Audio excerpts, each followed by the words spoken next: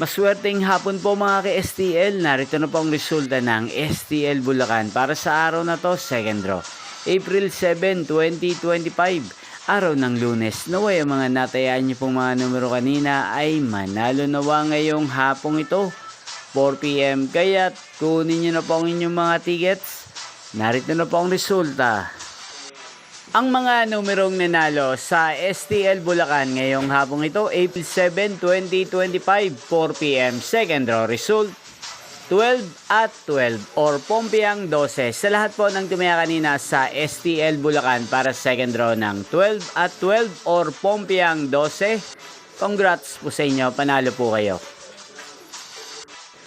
At ngayong hapong ito sa STL Bulacan, natin pong i-shoutout si Ate Maricel ng Bulacan na lagi pong nanonood sa channel ito. Sana po ay manalo din ang mga numerong tinatayan nyo sa STL Bulacan. At sa lahat po ng mga taga Bulacan dyan, shoutout po sa inyo.